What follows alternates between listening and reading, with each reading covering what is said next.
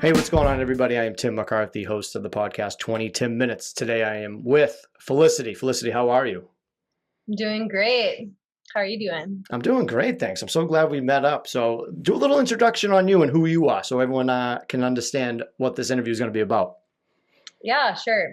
So I'm Felicity. I am a multifaceted creator, I guess you could say. I'm a certified nutrition counselor. I'm a yoga instructor. I'm a drummer of over 15 years, and I guess you could say overall musician. I make electronic music and DJ a bit. And I was an adult model for many years. I still do modeling, but I kind of bowed out of that industry and I focused more on just my own content and doing some alternative work. But yeah. I'd say we start from the beginning then and get that started. So, in the adult industry, what age did you start that at? I mean,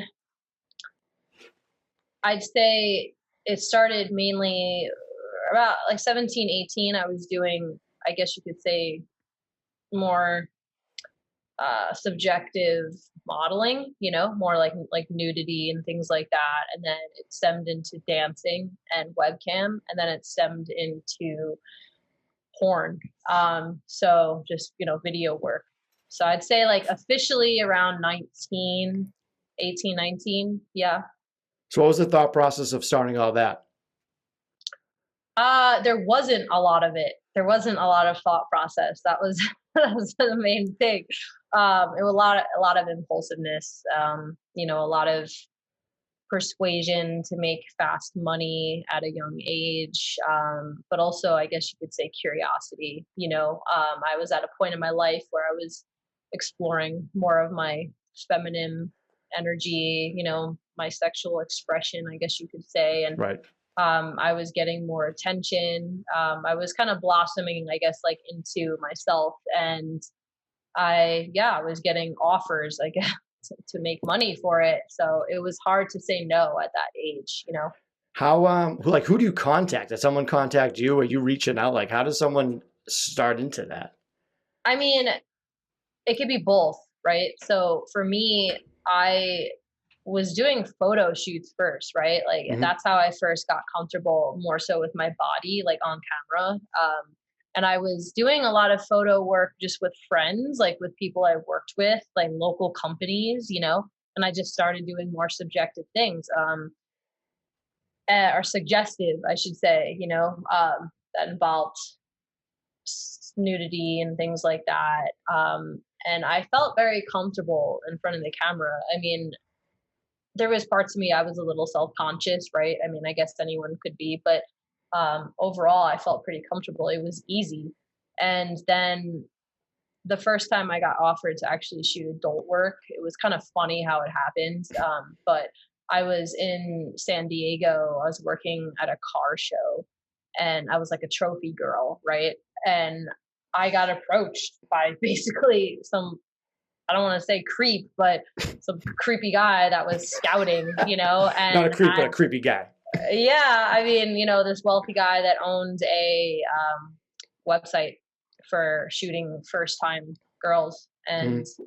he offered me a good deal of money, for the first video. And he gave me his card and I flew back to New York and I thought about it for a long time, maybe like 4 or 5 months, because I was not really sure if I wanted to go down that route. But then I was impulsive. I really wanted, an extra 5 grand and I wanted to buy this new motorcycle. And at the time, I was making shit money working at Trader Joe's as a kid in college. So that type of money to make so easily seemed like, whoa, I don't know. I think I could probably do this. And next thing I know, I'm flying on a plane back to California and I'm in a hotel shooting my first video. And it was so easy. Like it was so easy for me. It was almost kind of hard to believe it. Um, and they flew me first class. They treated me like a little princess. And I was like, wow, I could get used to this. And I'll never forget like that feeling of them handing me 5 grand in my hand. And I never had that much money at once. And I'm like, Straight cash? straight cash, and I'm 19 years old. So it was kind of intense, you know what I mean? Yeah. I feel like any young kid that's faced with that is going to feel impulsive to make a decision that they're not going to think about the repercussions down the road, you know? And unfortunately, they also lied, that company, which they got sued down the road. The owners are in jail now, but Oh, they leaked a lot of personal information of the girls that they shot, and it was this whole lawsuit. That was kind of unfortunate to, I guess, like deal with that for the first video, but right. yeah, I mean, they lied and said some bullshit like it wasn't going to get aired in the US or something, like, you know, but anyways, yeah. Creepy So, guys lying. That's weird. mm, Now, I gotta think that you were nervous about getting into this, like family or friends finding out. Like, is it just because of the money? You were like, ah, fuck it, let's do it now. yeah, I mean, I lied. I didn't tell anyone. I mean, I think I told like one of my closest friends, and I accidentally told um my local town drug dealer who was like a good friend of mine but had a big mouth. And yeah, he accidentally, I think, slipped it in front of other people, and it got word out, you know, that I was shooting some adult stuff, and I just lied and I said, oh, I'm doing a photo shoot, I'm doing a photo shoot. I just lied and lied and lied, and I kind of dug myself in this hole. um and it didn't come out for months, so I kind of forgot about it, but then it did, and it surfaced, and it was horrible. I mean, I'll never forget the feeling, all of a sudden, like this wave of anxiety coming over me, realizing like, oh my God, this is out on the internet and now everyone's going to see it. It was pretty terrifying. And I don't wish that type of feeling upon anyone, because it ruined my life for a period of time. And I mean, I didn't shoot anything again for over a year because I thought I made a huge mistake, and I felt like I was the laughing stock of my hometown. Right. And that's kind of what inspired me to get the fuck out of my hometown on Long Island and move out to California and start a new life. But yeah, I mean, there's definitely things I kind of wish I could go back in time and reevaluate and think about, but it happened, and I kind of just made the most of it since then. But Right. it was a weird way to sort of get into an industry. You know what I mean? What did you do with that year and a half off for money? I just continued my job like at Trader Joe's. And I mean, at the time, like I was studying nutrition and health science. And so I was working as like a rep and like a sales rep for a lot of different nutrition companies. And um, yeah, but I kind of just told myself, like, I was embarrassed at myself. Like I thought, wow, I made a huge mistake, you know, and I tried to like rectify my decisions. But then I was trying to make this relationship work at the time, and just kind of normalize my life. But people just treated me differently, like after that happened. And it was always like this elephant in the room anytime I went anywhere. If I was at a party, or like people just, I could almost feel them like talking shit behind my back, but like Right. no one, you know what I mean? And there was a lot of social media harassment, um, threads on Facebook making fun of me, like just terrible stuff like that. You know, people harassing my family. And then that was just the first time. But like when I decided down the road, like a year later, to shoot again, because I was getting more offers coming in, because I guess these companies saw this video come out, and I don't know. It's crazy how the internet works, you know, and there's that ripple effect. And um, the second video I shot, that the feedback and the aftermath of that was even more amplified than the first one. And everyone was talking shit, you know. I mean, just phone calls, like people were calling my grandma, people were sending stuff in the mail to my parents' house. I mean, People you know or just random people? both. I mean, mainly people I know, but anonymously, you know, but it was rough. Like it was pretty brutal the way people responded. And I mean, I get it. Like you put yourself out there, right? And of course you're going to be judged, but I wasn't expecting people to be that mean, you know? I Yeah. guess, yeah, you know, I guess because like, I'm not the type of person, if someone chooses to do something with their life, right, that's a little, um, eccentric, you know, or out there, taboo, like whatever, Yeah. I'm like, okay, I might be like, wow, okay, that's, good for them. Or wow, I couldn't do that, but I wouldn't actively seek out to make that person feel miserable. Like I wouldn't attack someone just because first off, I don't care to. I mean, like I'm not going to waste my time making fun or criticizing or bullying someone else, So I couldn't believe like the amount of energy that people were putting into attacking me. Yeah, I'm not a big fan of that. Like, why does anyone give a fuck about what anyone else is doing? They're like, tee hee, like she's in the adult industry. Like, who, like, shut up, being a kid. Yeah. I mean, I get it. It's like you kind of come from a small town, like people talk shit, and like Long Island, there's a lot of people that just have attitudes, and like Oh, I don't know. really? In Long Island, attitudes? Holy shit, that's news to me. I mean, and I was already, I guess you could say, like popular, like in my town, because I played sports, I worked in music, like I played in bands, like people knew who I was. So Oh, I so guess you couldn't sneak away anyway. So that you were that popular that like, they're like, oh, where'd she go? And it's like, well, go on the yeah. website.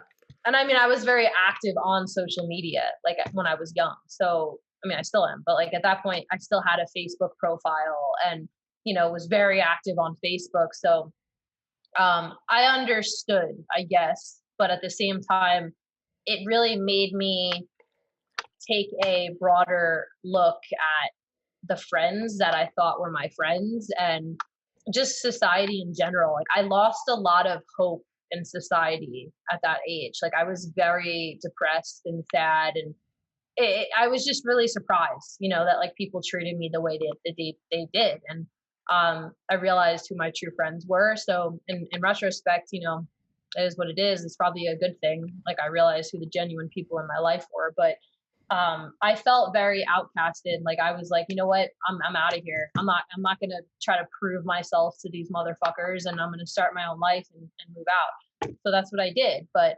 I kind of felt like I didn't really have a choice, like, I mean, of course I do.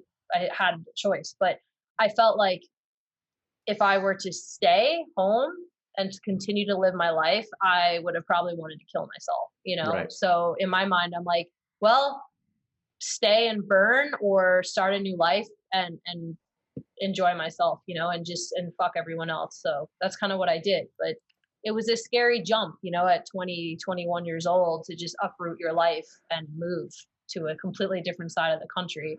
Right. I feel like that age too, like you don't give a fuck anyway. Like I was an asshole like 19 to 23. Then you start like learning, you're like, oh, life is kind of fucking shitty and people are shitty. So I can imagine that's where it started for you for like probably mental health issues where, like you said, you got surprised by how shitty people are. And that's definitely going to weigh you down, especially with you're out there, you're putting yourself out there, people are finding out, talking shit. So I couldn't imagine that. Did you ever turn to drugs? No, I mean, I've always cared so much about my health that no, I've never been like the type of person to abuse drugs, or I don't have an addictive personality. Like I don't even really drink alcohol. If anything, like I look at drugs and substances as a way to enhance an already positive mental state. Like I try to use them as tools. I never really looked at it as like a way to escape. I almost I like to deal with the pain, like I want to deal with it because it makes me stronger when I do that.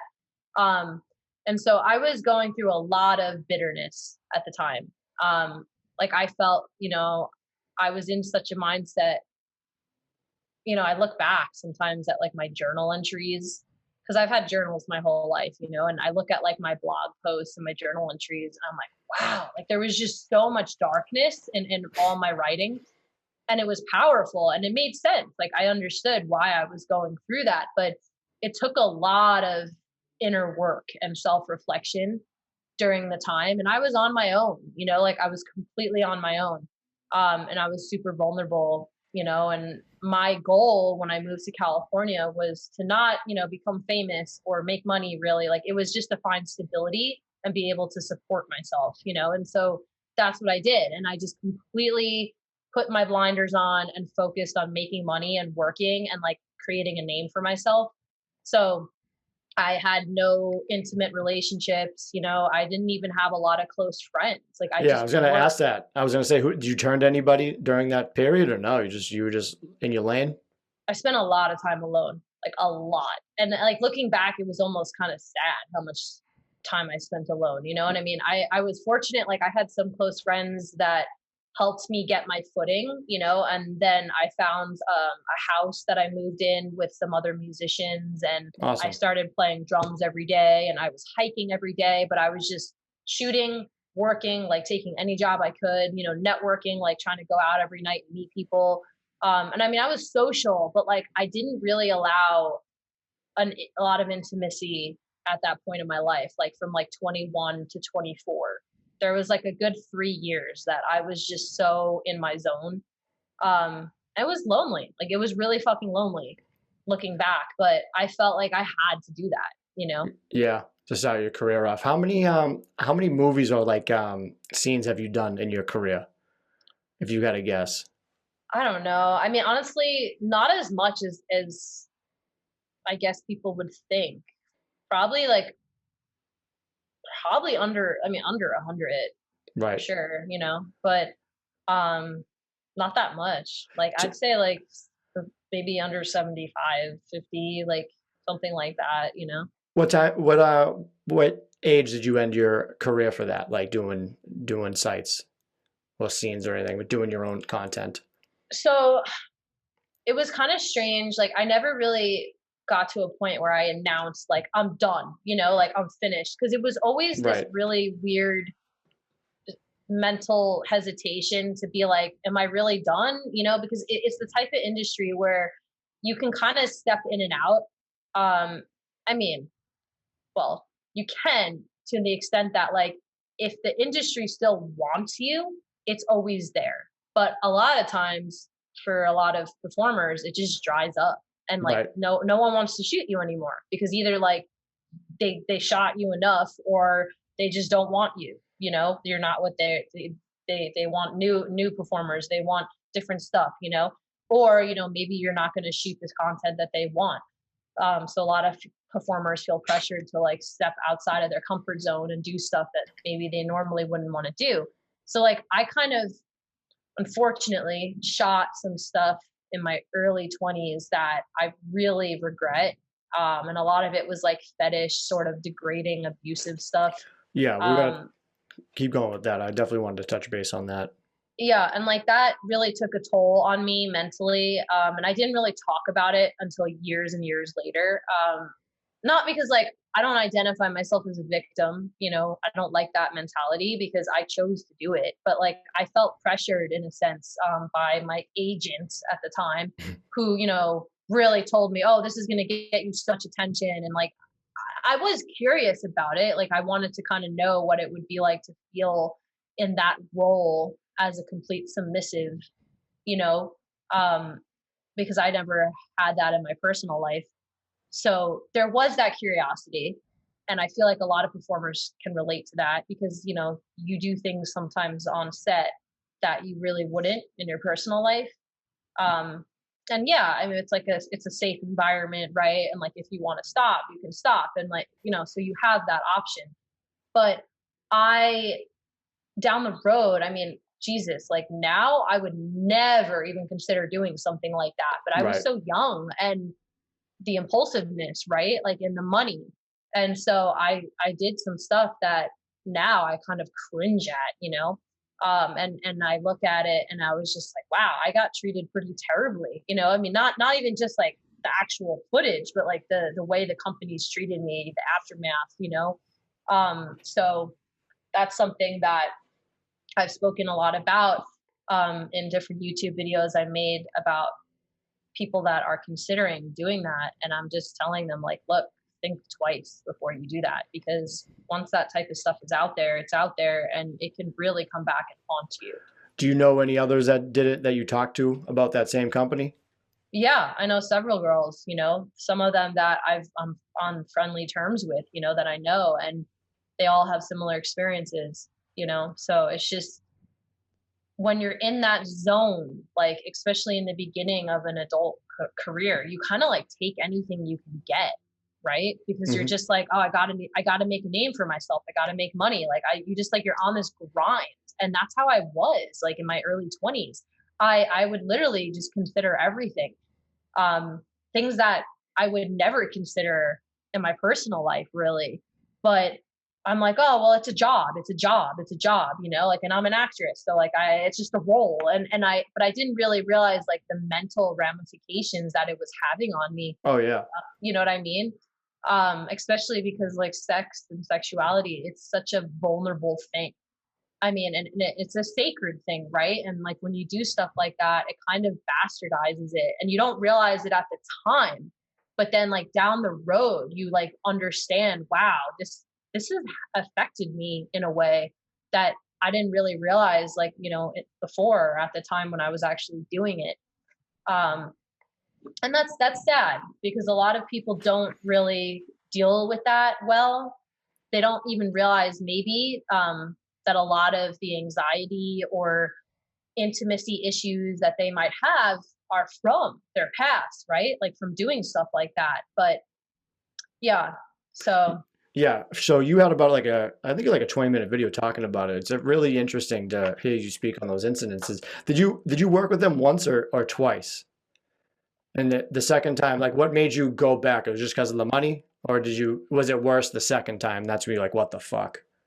okay, so I mean, yeah, I wanted to talk about this too because there's a lot of people ask me about that, and I mean, I ask myself, but a lot of it, honestly, and I don't want to sound like I'm making excuses, but it was manipulation, like from that company. And that's the owners of that company are some of the most twisted, manipulative people I've ever met. And they literally, I mean, would email me or because I, you know, had their phone numbers, they text or call me and be like, oh my God, you know, your video is the best. It's so amazing. Like you have to shoot another one. Like your fans love you. They adore you. You know, we'll give you like a little extra money this time.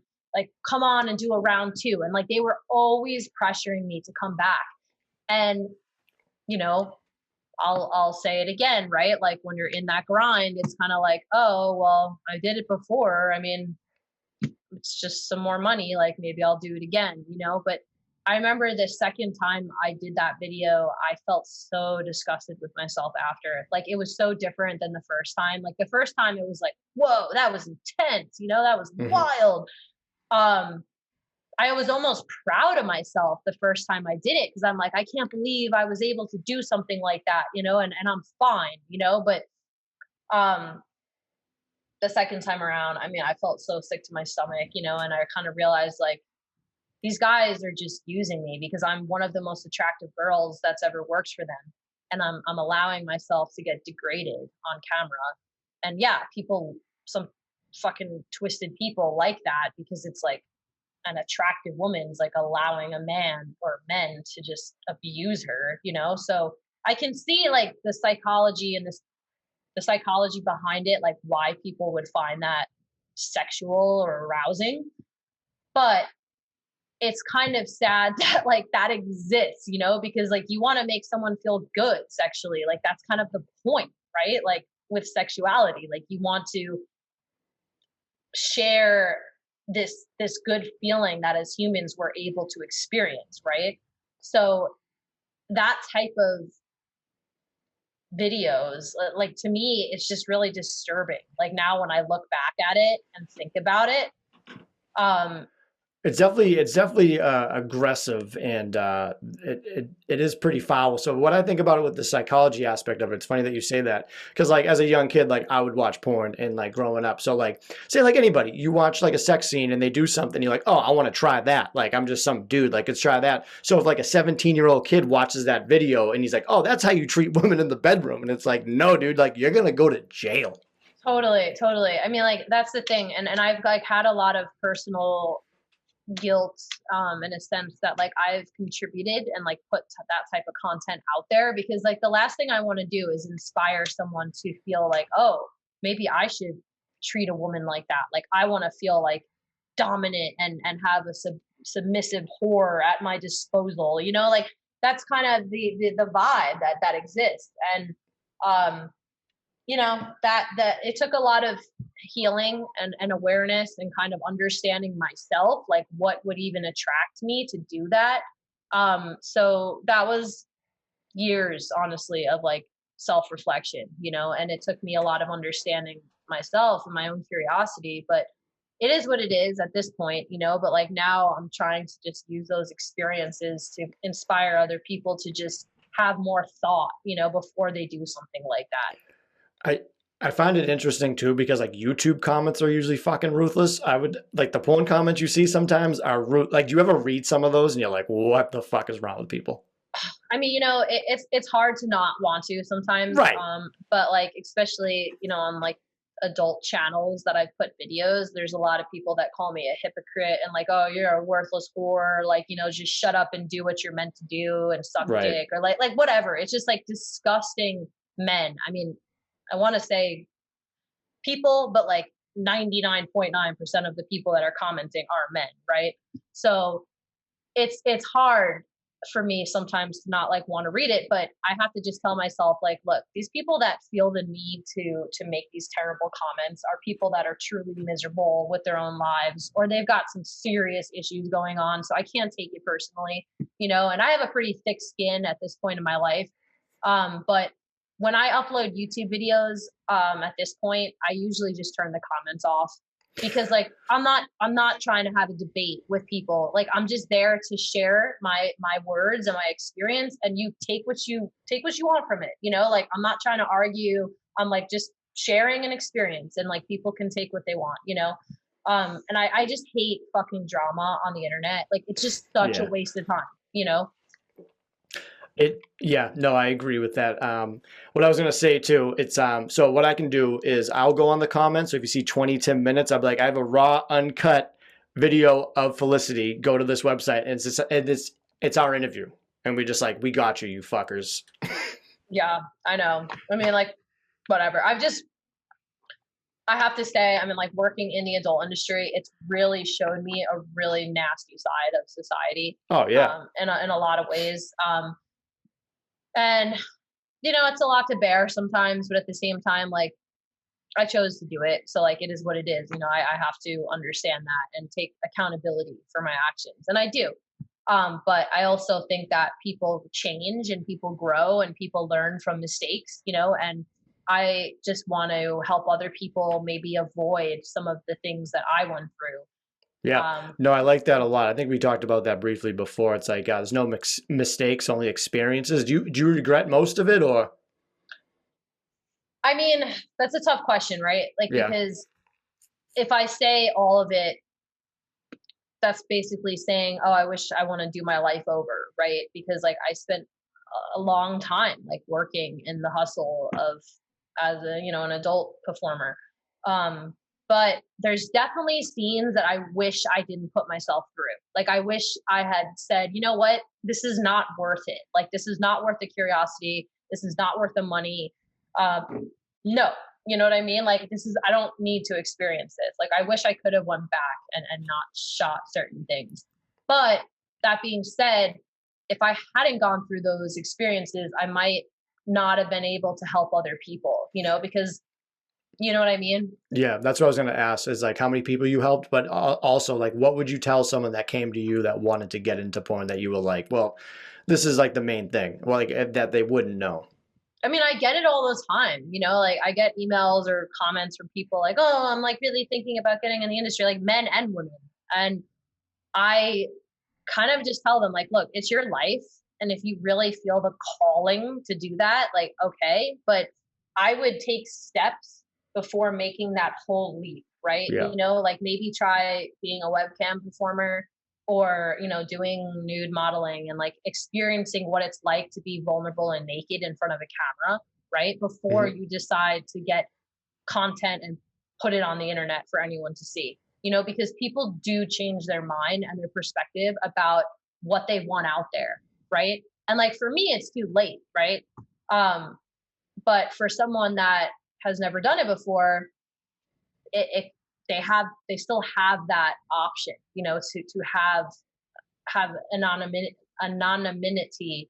And I mean, the other thing that is convenient now is that back in the day, the whole subscription site like OnlyFans, it wasn't really a thing, you know. I mean, Yeah. and I'm not really talking about back in the day because it's like what I'm in my late 20s. It's not like I'm that old, but 5 years ago, right? There wasn't OnlyFans like the way it is now. Like there wasn't that option to just have your own content and monetize it. Like you kind of had to build a name for yourself by working for other companies, like working for other production sites, but by having an agent, right? That was how you built a name. And so I built a name, so to speak. Like I don't consider myself a huge performer, right? But like people know who I am in the scene, and I'm comfortable like with where I'm at. You know, I'm happy that I never shot more and more and became that huge, because then people would kind of solely identify me as that, right? But How pissed was the porn industry that OnlyFans came out? I mean, honestly, I think it was a mixed reaction, because like the performers like it because it gives them more power, right? Yeah. Like it gives them the ability to like monetize their own shit. Because porn companies don't really treat performers well. Like you don't get royalties, you know, like That's you get, surprising.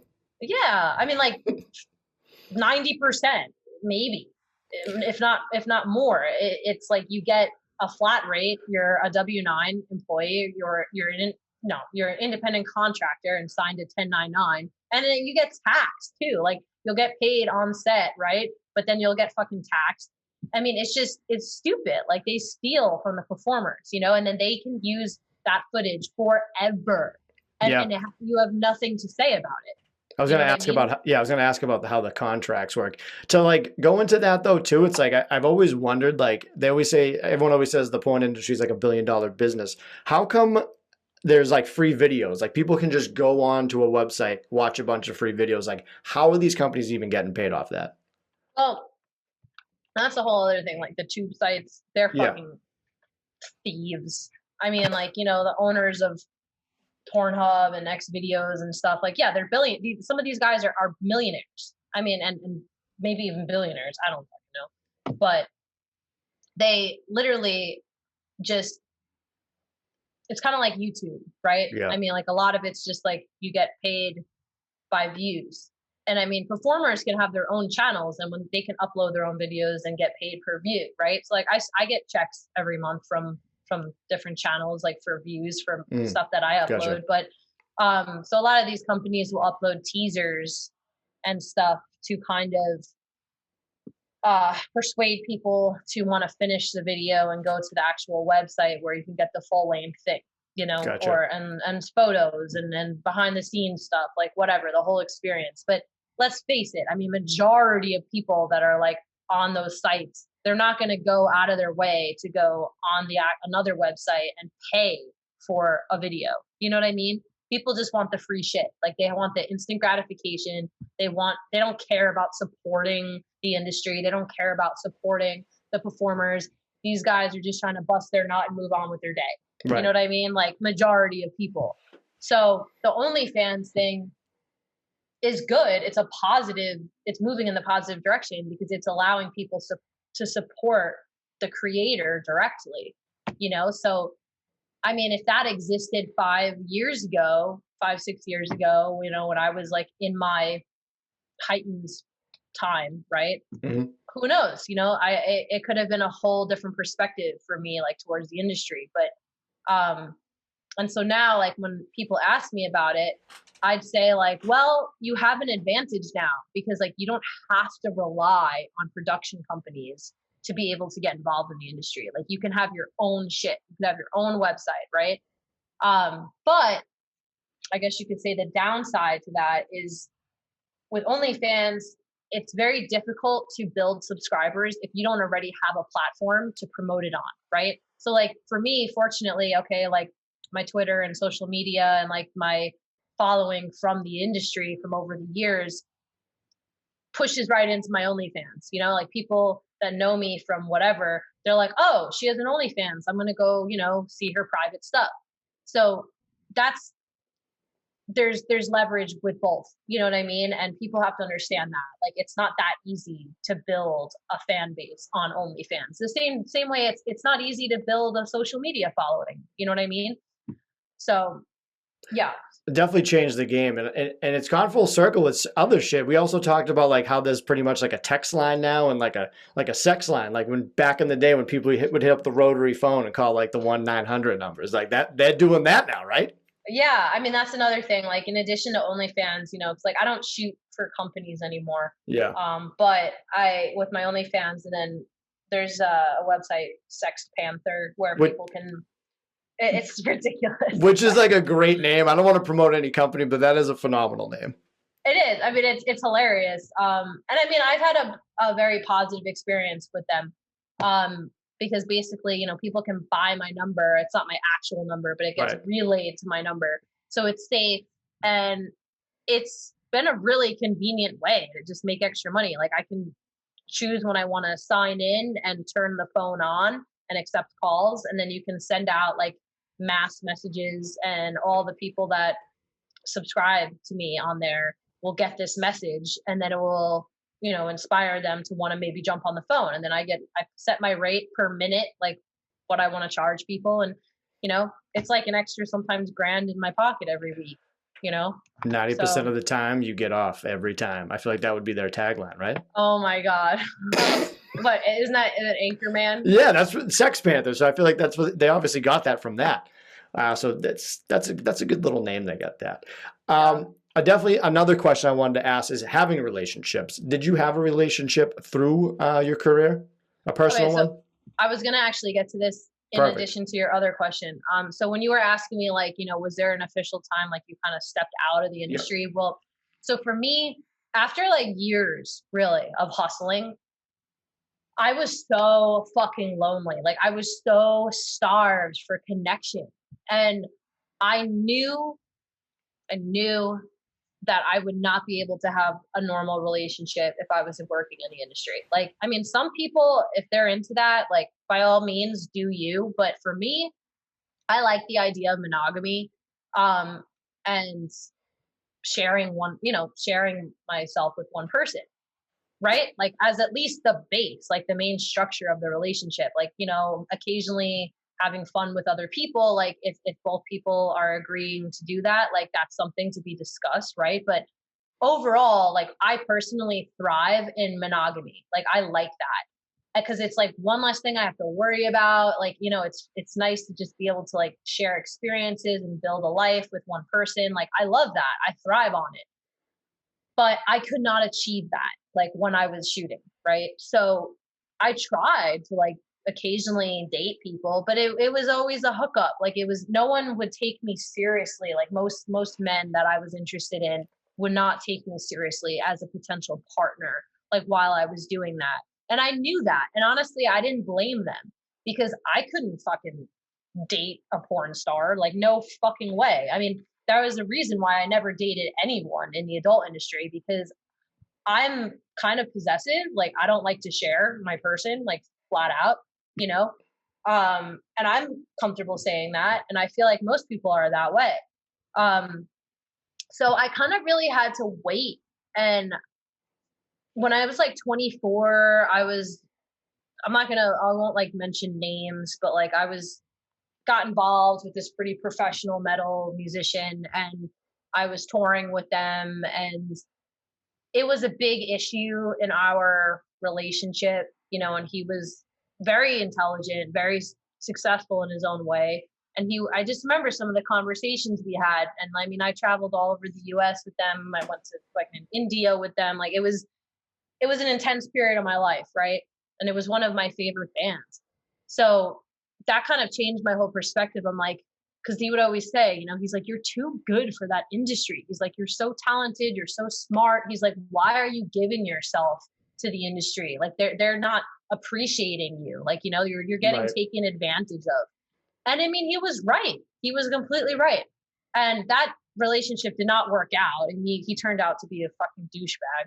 But but the point was he really opened my eyes to the idea of being involved in environments where like I really am appreciated fully and I get to do what I really want to do, and play drums, work in health, start focusing on yoga, like actually utilizing myself and my life into passions and activities that are more meaningful, So I started to do a lot of uh, perspective changes, and I started to think like, where do I want my life going?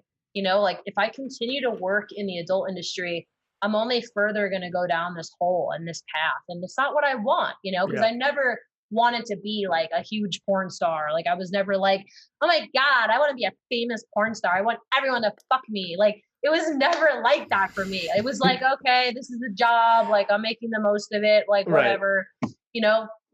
Um, and I'm not going to say it didn't like boost my ego sometimes because it did, right?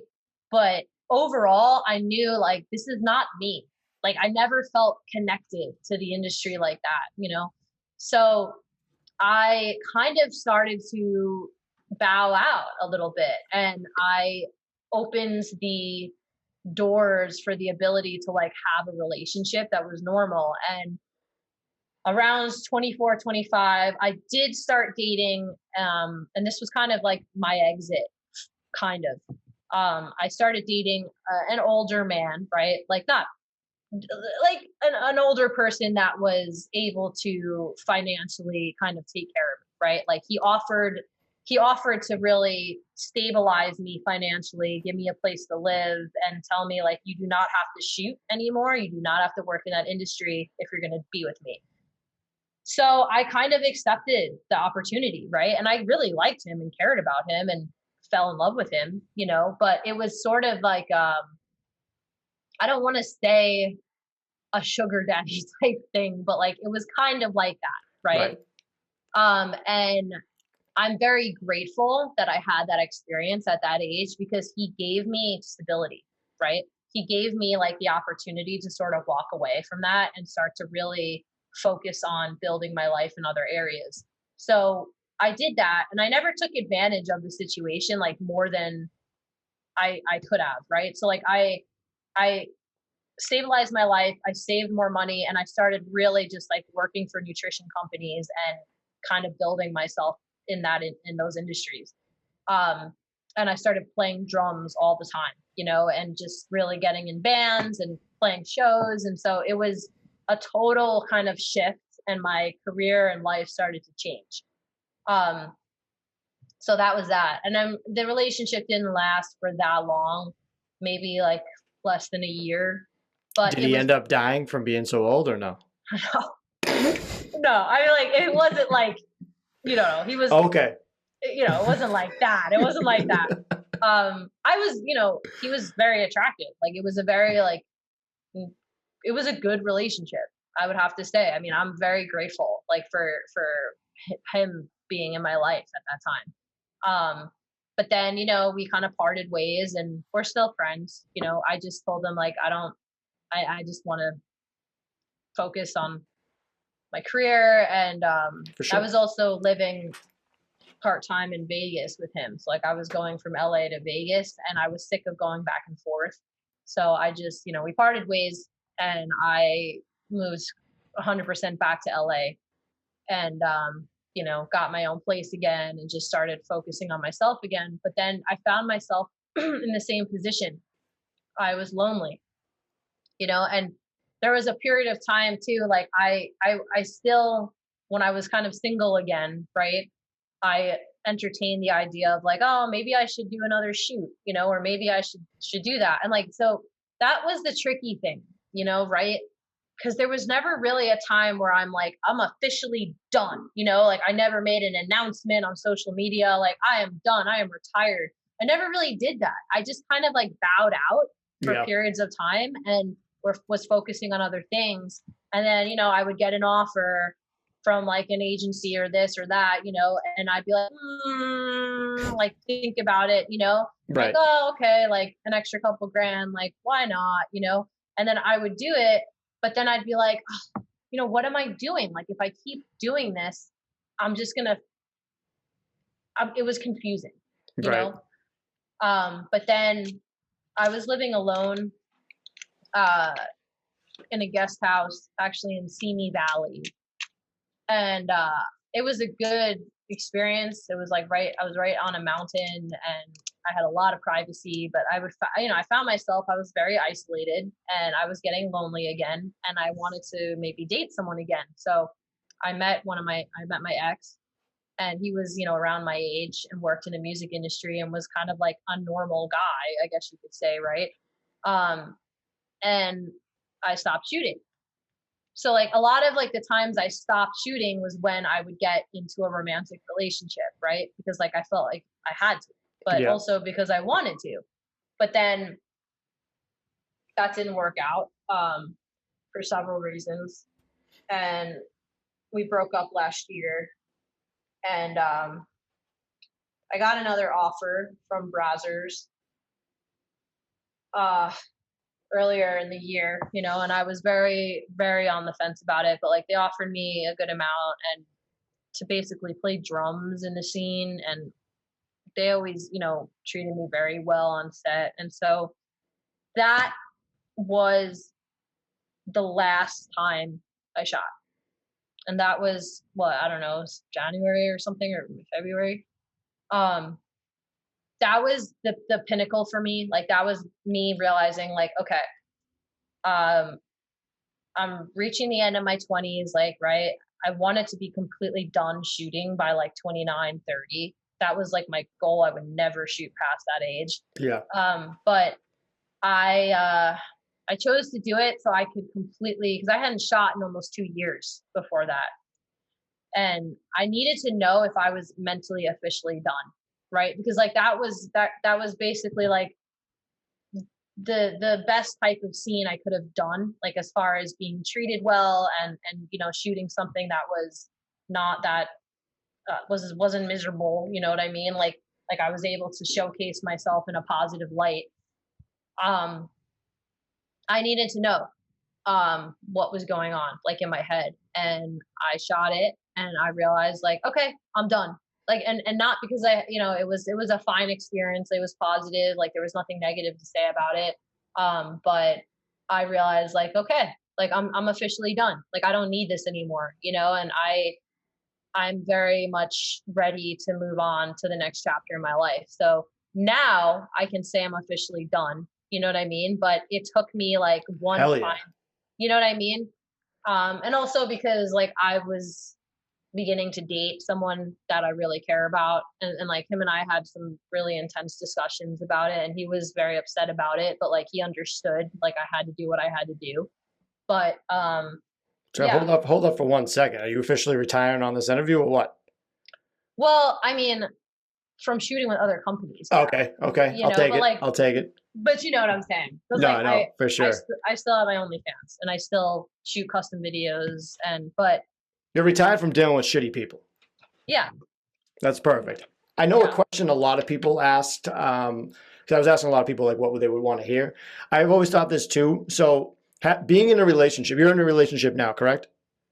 So Yeah. with it being different, like you're not like 100% in the industry. So for someone that you might have heard this from a friend or not. So you're in a scene, you have sex, and then you're with somebody when you get home. It's like how does that sex translate? Like, you go from like, let's say like fucking to like making love. Like how does that work for that person that's not in the industry? Like, well, I mean, it really depends on the people, right? Yeah. Because like there's some people that like, I don't know, they're into that, or maybe they have a polyamor, like they're polyamorous, or maybe like they have an open relationship. Right, like right. it depends on the confines of the relationship, right? Like some people are just different, like how they view things.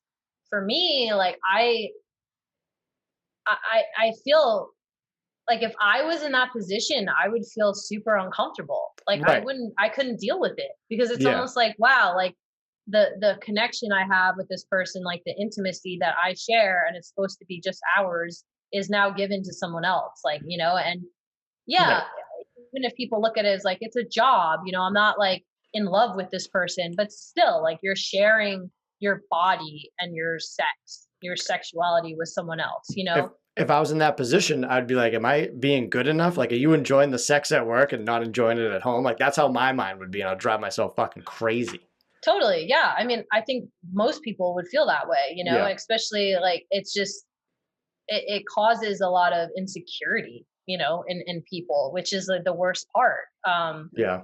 So, I chose myself to never be involved in that situation. And, I can say like I really never put anyone through that because like I actively, I mean, well, with the extent of like shooting this last video, I felt very bad like about the person I'm with, because Right. even though it was in the super early stages, like, he kind of was like, why do you have to do that? And I kind of had to explain to him like, you know, I have to do this for myself because it's like I've dealt with this industry for so many years, and it's kind of a matter of like I need to finalize in my brain that like I do not want to rely on this anymore to make money.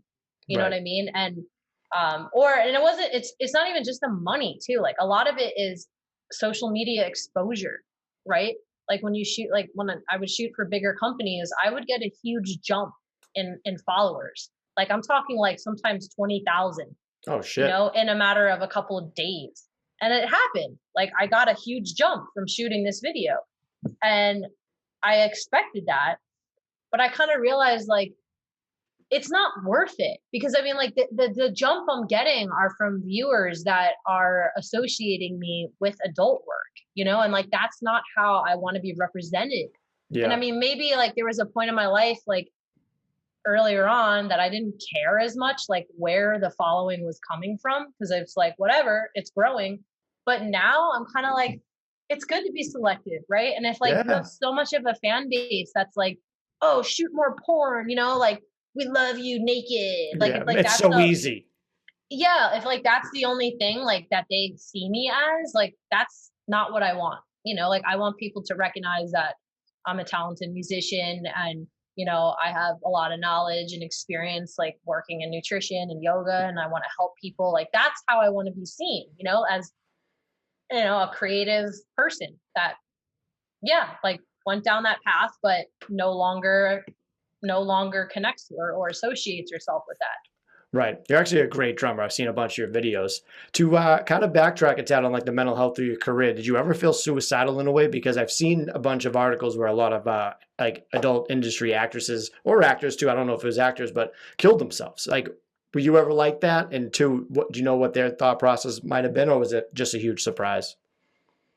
I mean, I think it's always a surprise, when like someone gets to that point. Because I mean, Yeah. I've lost an ex from suicide, and it's definitely yeah, it's a devastating thing. I mean, right? Because like in my mind, no matter how bad things get, there's always the possibility to improve and change. And like, okay, like there is light at the end of the tunnel. Like even when you're surrounded by darkness and you feel like you're never going to get out, like you will, and a lot of it depends on just the actions you choose to take moving forward.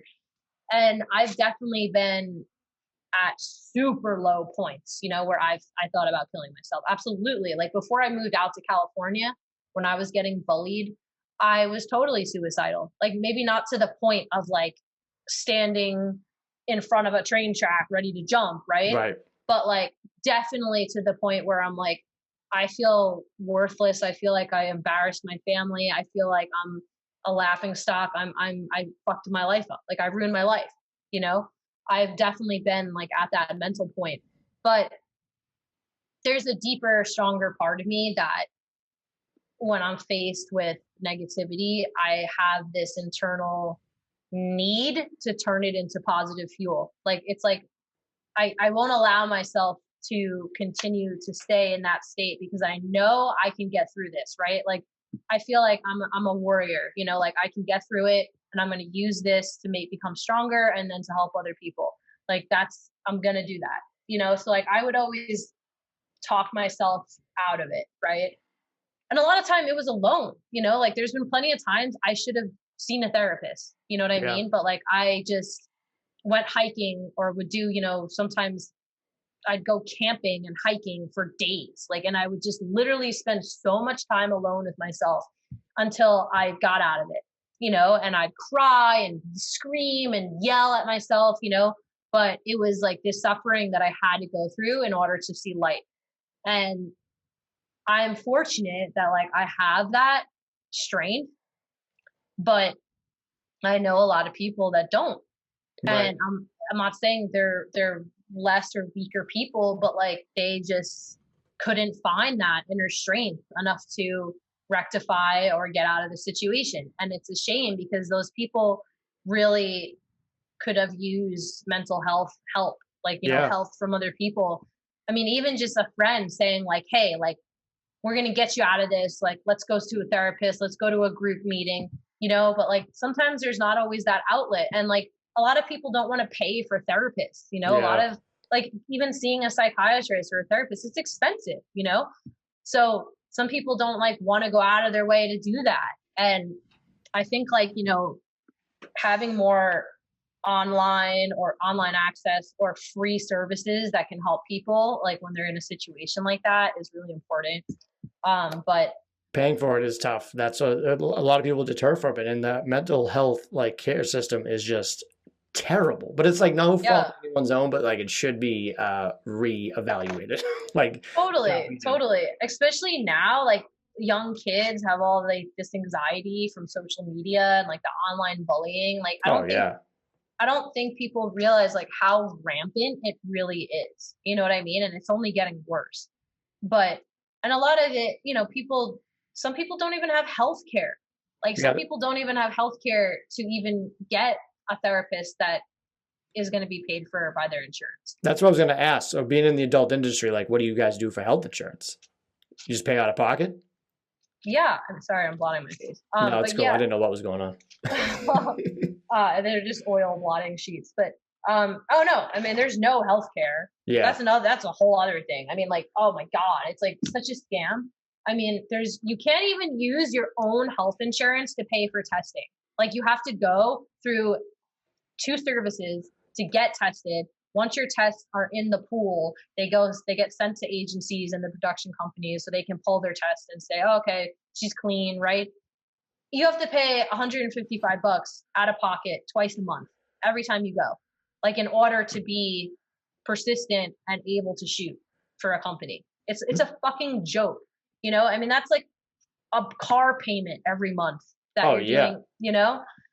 Um, Yeah, I was curious so about that. If like STDs were like a big problem in the industry, and it's like once if someone's like, I ain't fucking paying it this month, I'll take a chance. oh yeah, I mean that's another thing, right? I mean, There's so many levels. I have so many questions. I'm sorry. no, it's okay. I spoke about this in like some of the videos I made, but like the regulations that it's a joke, right? Like for instance, they don't test for herpes. That's number one, right? Nice. Everyone they assume everyone in the industry has herpes because most people do. And I'm not talking like cold sores, I'm talking about Simplex too. HSV2, right? So like under the belt, I mean, it's a very common thing for performers to have genital herpes. Like, you know, knock on wood, you know, thank God I've never gotten an STD in porn, but because I've been super careful. And I would actually, a lot of people didn't really like working with me because, well, I would make them get a fresh test before my shoot because then I know, okay, they like just got tested, they don't have anything. But like what people don't realize when performers would get a test, it's valid for 2 weeks, 14 days. So in that time frame, you could be shooting or having sex with people every day. Yeah, And that's like true. just because you got tested on Monday, if you go and fuck Fred and Nancy on Wednesday and then shoot on Friday, you could have contracted something on Wednesday, but then you're shooting with Scott on Friday. You know what I'm saying? Fucking Like Fred and Nancy, man. I mean, I'm just making up these names, but like, but you see my point, right? So Yeah, there's like always a risk that you're going to contract something. And I mean, people popping chlamydia and gonorrhea is a super common thing. I mean, and then it's just you're abusing and you're abusing just medication, antibiotics. Like it's a terrible cycle, right? I've always Not to said mention, this. Okay, no, keep going. oh no, sorry, but like not to mention just like you know women like sometimes the risks like of some of the shoots, right? Like with anal and I've seen performers prolapse on set Like I've seen some really fucked up stuff happen like with human bodies on set that like is not normal. And Yeah, like it's no, it's that's such not. it's a thing that like oh no big deal, like you know, it's just it amazes me that like people don't realize the physical risks that exist too from shooting. So, Yeah, anyways, that's I wouldn't think that. What I was gonna say earlier was I feel like this is a good telltale sign if someone has an STD. If they can't spell gonorrhea or chlamydia correctly, they probably don't have it. Because if you can spell it correctly, you've dealt with it for some shit. yeah, I mean, it's this that's always kind of disturbed me, you know. But people when you're in that position, and I've known some performers, I'm not going to mention names, but like I've really lost respect for some performers because like to them they'll risk someone else's health Yeah, just to make money. Fred and Like, you Nancy. know, like I knew a guy that literally had herpes on his dick, and he's like, "Oh, it's fine," you know, Ugh, and goes to set. Like, pieces of shit. I mean, like literally, Ugh.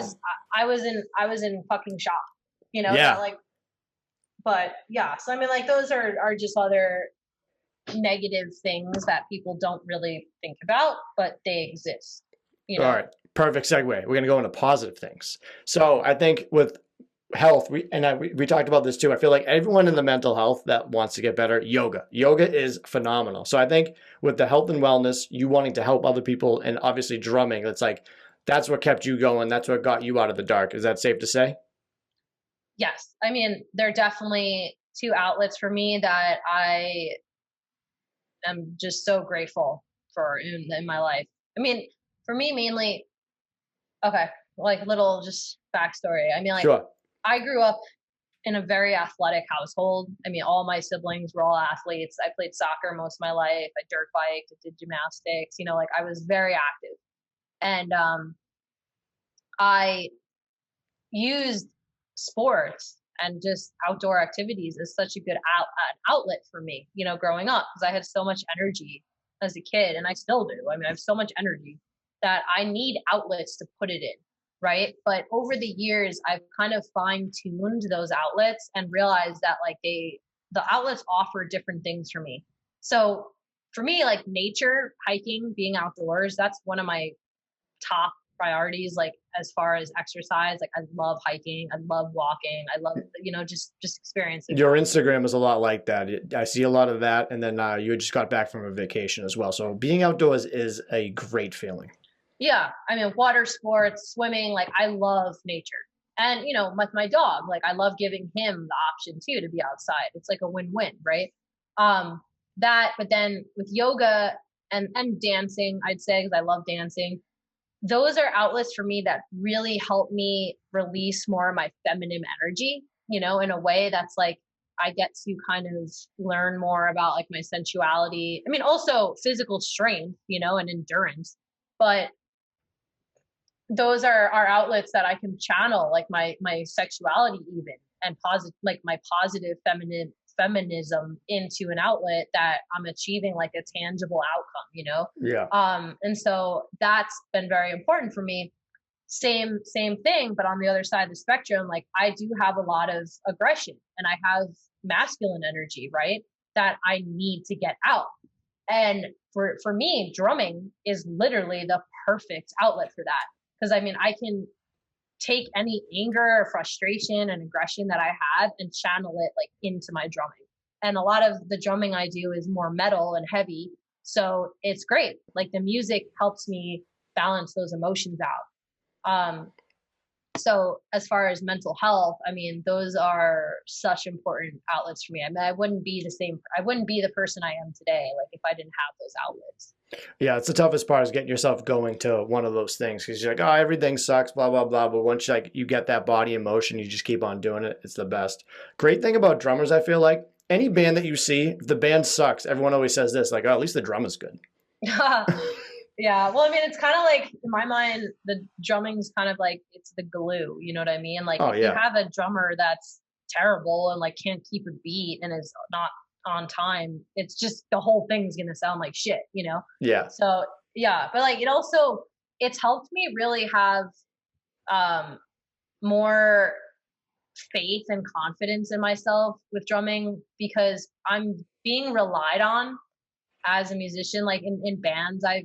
Being in bands and projects, people are relying on me to do a job. Like they're relying on me to do something that in a group, so it's this group effort. We're all working together to achieve a goal, which is to produce music for other people to listen to, so like I love that aspect of it. Like it's a very social positive thing for me that like helps me feel appreciated, which I don't really feel sometimes like in other industries. And I mean, similarly with nutrition and health, like when I get to counsel people and I have clients, I mean, it's an amazing feeling to encourage someone to make positive changes and improve their diet and their life. And for people to come back to me a couple weeks or a month later and be like, hey, I did everything you told me to do. I'm down 10 pounds. It's like I have so much more energy. Like it's amazing. Like that gives me so much inspiration to like keep going. And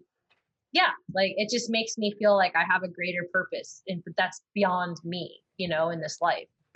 You're doing a great job with that. And I have a good question for you. It might be a little bit hard. So you're doing a great job helping as many people as you can. How could you help break the stigma of mental health? Like, what is something else that you could possibly do to outreach more people?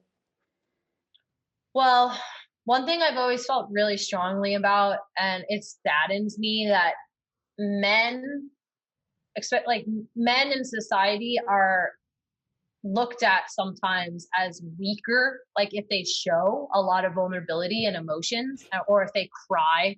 You know what I mean? Like Oh yeah, I know what you mean. yeah, like society almost tells you like, no, be a man, you can't cry, like keep it together. I hate that. I fucking hate it because Same. like it's so sad. It doesn't matter what gender you are. Like it matters you're a human being and you have emotions and you are entitled to have them and express them. Yep. And a lot of the violence and anger that you see exist like from say men, right? In society, in public, like doing these shootings and things like that, it's because they didn't have the fucking outlet or the ability to express themselves in a positive and healthy way. So that's something that I really want to see progression in because it's a beautiful thing. Like when a man can feel comfortable crying or like being able to express his emotions, like that is so healthy. It's so important. Like in relationships too, right? Like a couple, like I'm I'm I'm all for like individuals in a relationship, like whatever balance they achieve, like I'm not into the whole like, okay, a man has to do this and a woman has to do this. Like sometimes roles are interchangeable and but I do feel like, there's a natural kind of primal order that happens when like a man sometimes feels more inclined to take care of the woman, right? Like that's a very natural thing. But if a man feels like he can't be vulnerable and like express his emotions with his partner, like that's wrong, because like both people should have the same opportunity to express their emotions. So it's like that's something I really want to try to break a stigma with, and help people realize that like, okay, it doesn't matter if you're a man or a woman or however you identify yourself, like you are able to express your emotions, That's pretty much what my episodes are like on Tuesdays. It's pretty much almost me just crying every week, so I know exactly what you feel. And I like the whole like gender roles. It's like yeah, like you can do certain things. So when we get groceries, I tell my wife, I'm like, okay, you can carry them all in. Yeah, I mean, like, don't get me wrong. Like, I love feeling like protected and that, my man likes to do things for me. But I'm also super generous too. And like, I love to do things for my man and take care of him and nurture him, and like, I like having a nurturing role. But a man should also feel like he's in a safe space with his partner that if he needs to cry, if he needs to let emotions out, like, do it. Like, I want you to do that, Yeah. I mean, I won't get too personal, but like, yeah, I mean, like My boyfriend and I are very emotionally expressive. Like he, you know, we cry in front of each other. We have amazingly deep conversations, you know, that honestly I think are so beautiful, you know, and it saddens me that like a lot of couples, they're not able to kind of achieve that because like they're afraid of really being vulnerable or being seen in a way that they may appear weak. You know, like vulnerability is not weakness. Vulnerability Yeah. is strength. Like you're choosing to expose yourself in a way to be judged. Like that is strength. And people don't understand that sometimes, you know? So yeah, I'd say like that to me needs to be changed. Like there needs to be more awareness about that. I agree. When you hold things over, it just spills out. So it's like you're gonna hold that in, and then you're just gonna go fucking crazy, lose your mind, and then you're gonna be crying and blacking out, which has happened to me. I used to hold everything in, and then once I started opening up, telling friends, like not caring what people judged me, and then like people start coming out of the woodwork, you're like, yo, like I'm fucked up too. Like I'm with you on that. So it is good for people like that to open up. Totally. I mean, and also, you know, like, because I've been, I guess, growing up being an athlete, like I was, my parents, I love my parents, I have great parents, but they're very motivated, strong, strict, you know, like they're very much like keep your shit together, do what you got to do. Um, so I felt like trained a little bit to keep it together, you know, and I'm a very emotional person. And so growing up, I've really learned to use my outlets as a way to get healthy energy out. And like I was talking before with the feminine energy, like for me, like dancing and doing yoga and you know, training my body and opening my body up in ways like has been so helpful for me in releasing negative emotions, you know, and learning just about my physicality. And I feel like that's really beneficial for people in general, like just to become more comfortable like with their own body. Especially men, because I've noticed a lot of times too, same reason why a lot of men are afraid of being judged for crying or expressing their emotions. It's also dancing, right? Like I love when I see men dancing. I I think it fucking is love dancing. I'm a phenomenal I wedding know. dancer. If anyone needs a wedding partner, I'll fucking tear up a rug. Like I love that because it's like, you know, I mean women too. Like it doesn't matter. Like I said, humans. But like a lot of times I feel like men are sometimes like more closed off with like physical, you know, with dancing because they don't want to be judged or they don't want to feel like, oh, that's gay, you know, like Yeah, men yeah, don't yeah. dance. It's like it's so stupid, you know, because dancing is one of the most beautiful, liberating things that we can do with our bodies, Right. you You know? can dance with the opposite sex, so that kind of defeats what you're saying. You know what I mean? So I love dancing. Dancing karaoke, I don't give a fuck. Yeah, and that's so good, you know, and I feel like there needs to be um more promoting men like healthy mental health, especially for men, because I feel like women are it's a normal thing for women to be crying and to expressing their emotions, right? But like there needs to be more awareness about around men, like expressing that it's okay to let your emotions out in a healthy way. Like it's okay to cry, it's okay to be vulnerable. Like that's important. Like that makes you more available to other people to have healthier relationships. So yeah, that's something I feel strongly about. Awesome. And I'm with you on that. I got your back. Let's have a little fun before we wrap up. You first off, this is going to be my record-breaking interview lengthwise, and I I and I told could you. I couldn't be happier about it. This is great. So you're going to be going down in the history book. So hopefully no one breaks it. Now, I like to get into the other side of things. Have you been to one of those like sex cons or porn cons, like those conventions where you have to meet fans? Yeah, I mean, Okay. I've worked a bunch of them in the past. Yes, this is one of my favorite parts because fans are fucking crazy. So, what are some interactions you've had, and what are some things that people have asked or said to you? Well, okay. I mean, there's been a few times people have like asked to literally buy my underwear off of me, like at the convention, Right. which I actually did one time. I sold a pair of my underwear for $1,000. Like Fuck yeah, get it, girl. it was fucking awesome. I was just like, I like these underwear. I'm wearing them. I don't want to walk around without underwear. So $1,000. And the guy was like, he's like, that's kind of a lot. And I'm like, sorry. And then he came back $1,000 in cash. That was hilarious. But then also similarly, this wasn't as one at one of those, but I was playing a show actually with one of my old bands. And we were playing at Whiskey a Go Go. This was like 4 years ago. And someone emailed me prior to the show and asked, like, hey, I'm a big fan. I really want to see you drumming. Like, I live in LA. He's like, could I buy your socks off of you after you play? And I'm like, okay. Because I mean, for me, that was like kind of crossing Was this a boundary. transaction?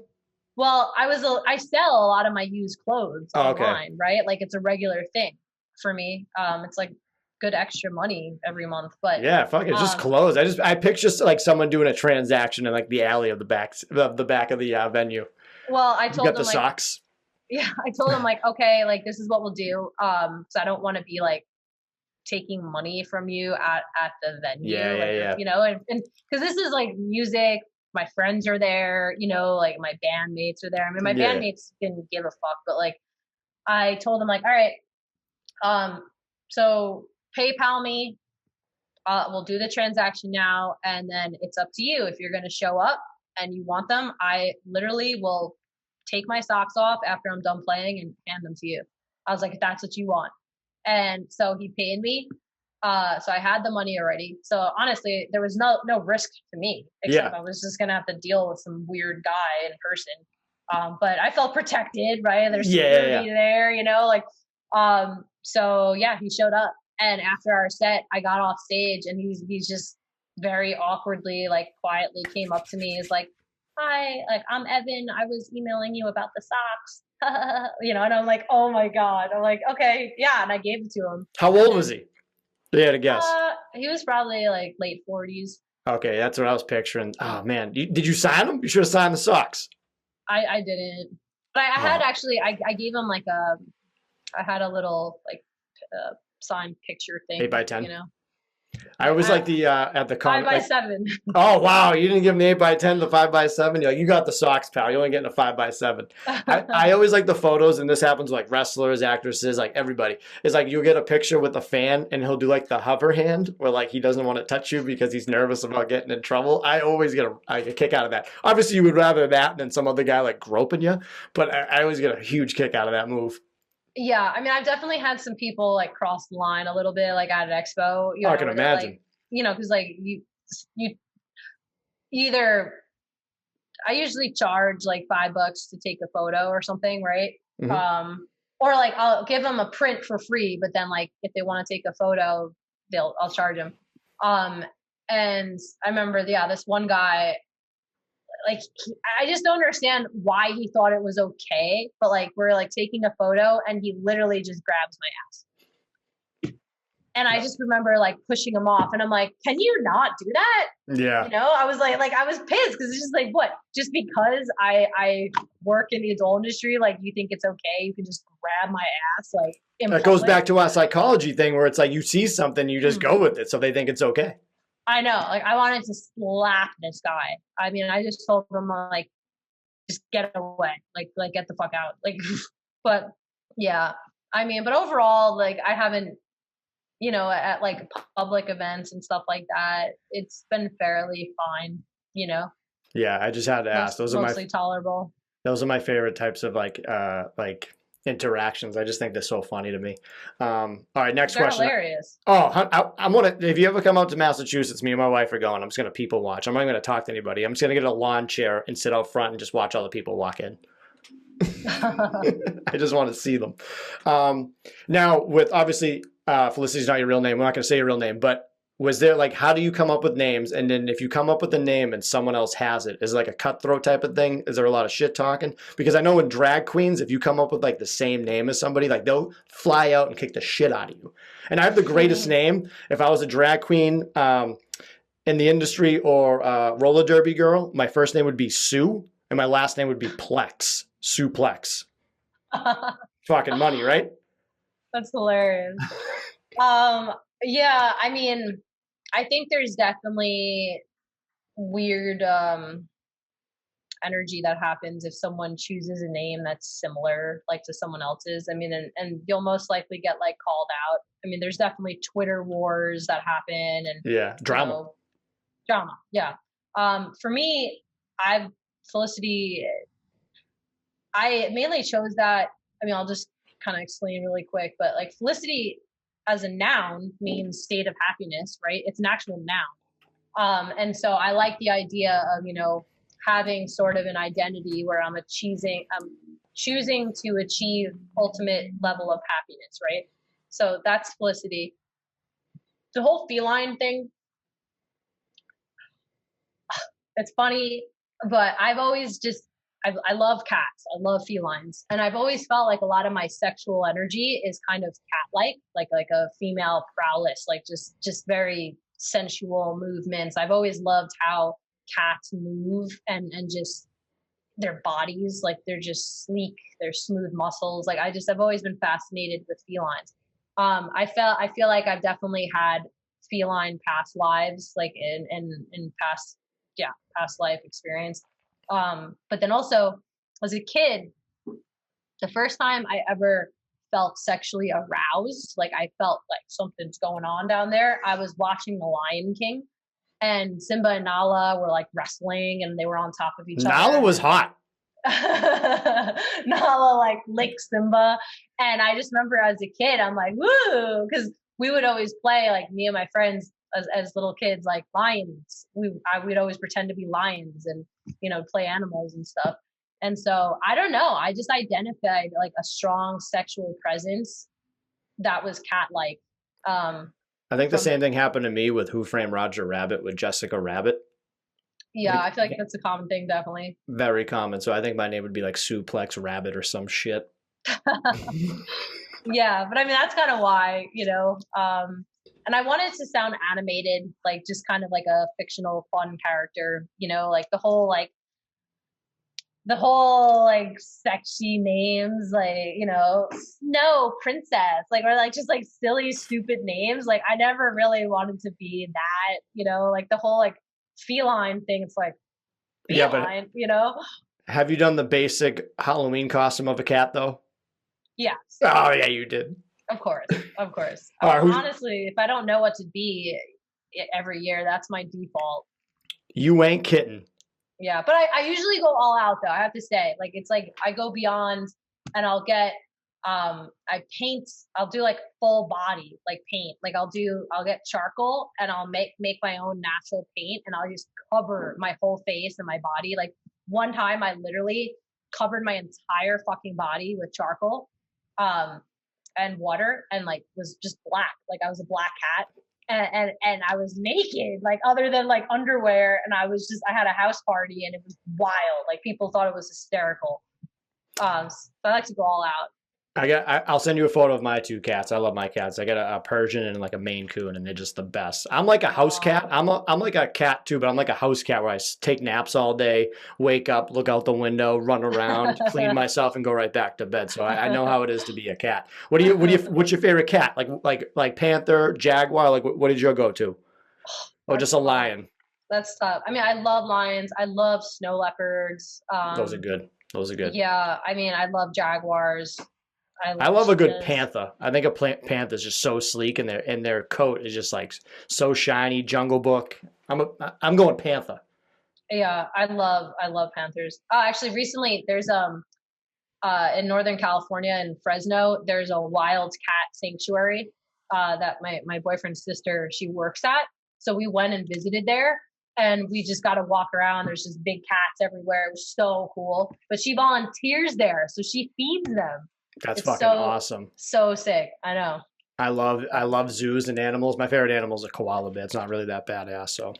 Oh, they're cute. I've been to Australia, and I gotta hold one. It was pretty cute. Dude, that is my fucking dream, and I'm so jealous of you. But what's even funnier is koala bears couldn't be in porn because they all have chlamydia. Oh yeah, I heard about that. They'd be the worst porn stars. And the same thing with porn stars from Boston. I feel like we talked about this too, where I was like, how come there's no porn stars from Boston where they're like, fuck me harder, guy? Totally. You never see that. You never see that. All right, just a couple more questions. I like to ask these questions with people. I usually like to ask a Mount Rushmore of things that they're a fan of. So obviously, being a drummer, who are like four of your favorite drummers, or just even bands? Hmm. Okay, that's tough. I mean, Pink Floyd, uh, Nick Mason, because Pink Floyd's one of my favorite Pink Floyd's one of my favorite bands. Like they've Yep. been forever. So I mean, I like him because he's an amazing percussionist. Like he's not just a drummer, you know. So I would say him. I mean, traditionally, like I'd say like Bono, right from Led Zeppelin. Um, uh, I'd say Steve Copeland from the Police. I'd So you know your say, music. You know your music. yeah, I mean Neil Peart from Rush. Like those Yeah, are I was like waiting for that. from like yeah, traditional, you know, drumming.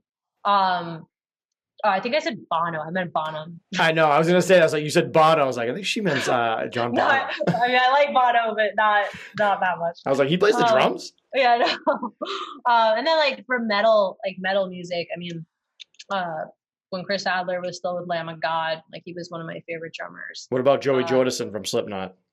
yeah, I mean that was sad, you know, the Yeah. whole him passing. Yeah, definitely him. He's was amazing. Mike Portnoy from Dream Theater, like who's also from Long Island. He's a friend of mine. What about Um, Travis Barker? yeah. I mean, I respect him a lot. I never really got that into Blink 182, you know, but I mean, I liked them as a kid. But Yeah. yeah, I mean, he like pioneered. I feel like a whole genre of drumming. Yeah. Um, but yeah, I mean, I'd say like those are probably some of my favorite. But I I listen to so much different music that I feel like I'm just constantly trying to get inspired, you know, by different styles of drumming. I always love because I'm a big hip hop guy when like you can drum to like rap beats and stuff. Like Travis Barker does that. I'm like a huge fan of that type of stuff. I like all music as Totally. well. But the percussions and drums is just always fucking badass when you do like that like quick thing and you're hitting the kick drum, whatever the fuck it's called. There's like cymbals and shit. I can't do that. It just reminds me of the octopus in Little Mermaid. I mean, it's all muscle memory. That's the thing. Like, it just takes so much time to just adapt, and your muscles learn like multi limbs, you know. And it's just over time, it just becomes second nature, you know. But I was gonna say, like, yeah, like as much as like I love metal and psychedelic rock, like those are my two favorite genres. But I like a lot of electronic music, like down tempo, you know, yoga dub stuff. But playing along with that is so fun because like there's no vocals, and it's like these artificial beats that it's like a constant metronome because it's like very persistent timing, like the electronic music. So it's really good practicing. Like I actually really like to listen to electronic music on headphones and play a lot to like warm up. But yeah, I mean, I love drumming. That's pretty badass. Yeah, I made a reference to Little Mermaid. I think that was my first time. I think I transitioned to Ariel to Jessica Rabbit. So I think that's why I kind of like redheads. My wife's not a redhead, so she's not going to like this spot, but I think that's what happened. Oh my god, it's hilarious. Now, what would be, so I asked this too, because I'm a huge wrestling fan. So if you came out, Felicity's coming out to like a boxing match, wrestling match, and the music hits, like your personal music, what song would it be? Oh, damn, that's really tough. Earlier, when you said the word warrior, I was thinking Patti Smith, Warrior. But again, this is your pick. This is your pick.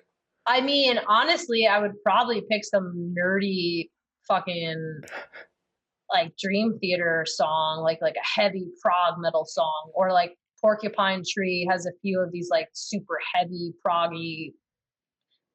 I don't know. This was the toughest question of the day? Shit. Well, because it's like there's so many songs I love, or like maybe like a Lamb of God song off of Ashes of the Wake. Like that album is like my pump up album. You know, it's Yeah. like I need to get like, whoo, you know. I'd run through a brick wall. Yeah, I'd probably maybe like for that type of event, maybe like a Lamb of God song. All right, perfect. I Like like it. yeah, now you've got something to die for. That song probably. Perfect. I'm glad you came with like an answer. I love it. Okay, It's tough. so where can everyone find your music? Like band names, like where can people find that? Yeah. So I have a bunch of stuff on my YouTube. Okay. You know. I'll Like tag that all in the show notes and everything so people can click it. Yeah, I mean, like personal clips that I upload, a lot of just jams and warm-ups and stuff from shows, like, yeah, a bunch of shit on YouTube. But then bands, I'm in a two-piece metal band called Constraints of Light. We're putting out our second EP in the next few months. Distorted Pony, like they're like a psych rock band. I was with them. And then I'm in a new project called Altun, like Altun. Okay. And that's more like pop psychedelic rock. But yeah, those are like the newer things I'm in. So Definitely check it out. Now we're going to end with this. 3 things that you're grateful for today. day. Well, I mean, superficially, I'm very grateful that my new furniture came today. So I feel like I finally have a better sense of home, like Yeah. in this new place. I am very grateful for my dog because he's like the most sweetest, purest little animal I could have ever brought into my life. What breed and what name? Okay, so I have a Yorkshire Terrier, and his name is Felly Jones. I dig it. What's that name from? You just Well, I had some friends that called me Felly, and it was just a joke. But I thought it would be really cute to have a little scrappy male Yorkie and name him Felly because they used to call gangsters Fellies, like back in the Prohibition era in New York City. You have a lot of good facts today. I'm learning a lot. I didn't know Felicity was a word and what it meant, so this is great. A lot of people don't. Oh, it's funny. And what's your third thing you're grateful for today? Third thing I'm grateful for, I would say, the nice weather in California, honestly. Just because like I was outside before on the roof tanning and doing yoga, and I just felt so good. Like it's just so nice to have adequate sunlight all the time. Every person I've interviewed from California always says they love the weather, and it makes me so jealous because you know how it is in the East Coast, Northeast. It's fucking one or the other. It's the oven's too hot or it's ice cold. Yeah, I mean, yeah, it's just like growing up on the East Coast. It was a beautiful place to grow up. I'm grateful for that, but yeah, the humidity and the cold, it just didn't really work for me. Like I never really felt healthy and like a lot of vitality that way. And like when I moved out to the West Coast, I like the dry heat. Yeah. You know, it's not for everyone, but definitely works with my body. Everyone seems to enjoy it. All right. My name is Tim McCarthy, host of the podcast 20 Minutes. Felicity, I thank you so much for chatting with me. Again, you shattered the record of length on this interview, and I love it because there was no lulls in this thing. Learned a lot, made a new friend, and I absolutely love it. So Felicity, I thank you so much. Yeah, no, thank you for having me. I had a great time. Awesome. Thank you and take care. Bye.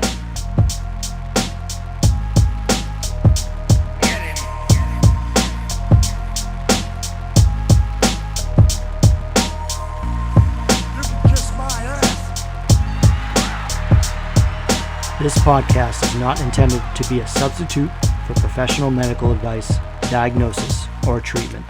Always seek the advice of your physician or other qualified health provider with any questions you may have regarding a medical condition. If you are feeling suicidal, please dial 911.